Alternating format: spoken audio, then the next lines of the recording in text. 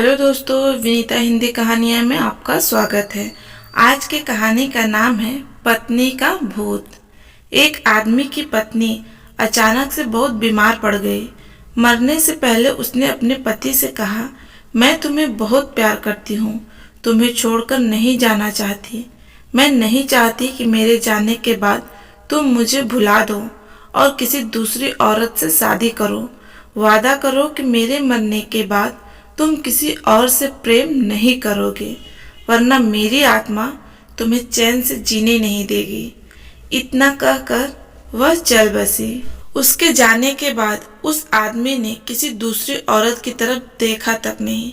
एक दिन उसकी मुलाकात एक ऐसी लड़की से हुई जिसे वह चाहने लगा। बात बढ़ते बढ़ते शादी तक आ गई और उनकी शादी हो गई। शादी के ठीक बाद आदमी को लगा कि कोई उससे कुछ कह रहा है। मुड़कर देखा तो वह उसकी पहली पत्नी की आत्मा थी। आत्मा बोली, तुमने अपना वादा तोड़ा है, अब मैं हर रोज तुम्हें परेशान करने आऊंगी। इतना कहकर वह गायब हो गई। आदमी घबरा गया, उसे रात भर नींद नहीं आई। अगले दिन भी रात को उसे वही आवाज सुनाई दी, मैं तुम्हें चैन से जीने नहीं दूंगी। मैं जानती हूँ कि आज तुमने अपनी नई पत्नी से क्या क्या बातें की। उसने आदमी को एक एक बातें बता दी जो उसने अपनी पत्नी से करी थी। अगले दिन वह शहर से बहुत दूर एक जैन मास्टर के पास गया और सारी बात बता दी। मास्टर बोले, यह प्रेत बहुत चालाक है।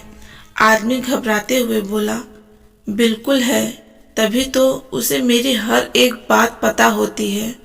मास्टर बोले, कोई बात नहीं, मेरे पास इसका भी इलाज है। इस बार जब तुम्हें तुम्हारी पत्नी की आत्मा दिखाई दे तो ठीक वैसा ही करना जैसा मैं तुम्हें कहूँ। उस रात जब आत्मा वापस आई तो आदमी बोला, तुम इतनी चालाक हो कि मैं तुमसे कुछ भी नहीं छिपा सकता, और जैसा कि तुम चाहती हो मैं अपनी दूसरी पत्नी को छोड़ने के लिए भी तैयार हूँ, पर उसके लिए तुम्हें मेरे एक प्रश्न का उत्तर देना होगा, और अगर तुम उत्तर ना दे पाई तो तुम्हें हमेशा के लिए मेरा पीछा छोड़ना होगा।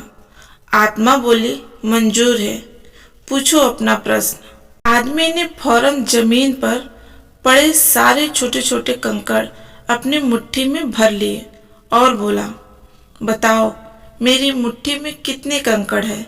और ठीक उसी समय वह आत्मा वहां से गायब हो गई। कुछ हफ्तों बाद वह एक बार फिर से जैन मास्टर के पास उनका शुक्रिया अदा करने पहुंचा। आदमी बोला, मास्टर, उस भूत से पीछा छुड़ाने के लिए मैं जीवन भर आपका आभारी रहूंगा, पर मैं समझ नहीं पाया कि आखिर उस प्रश्न में ऐसा क्या था कि एक झटके में ही भूत गायब हो गया। मास्टर बोले, बेटा, दरअसल कोई भूत था ही नहीं। आदमी आश्चर्य से बोला, मतलब?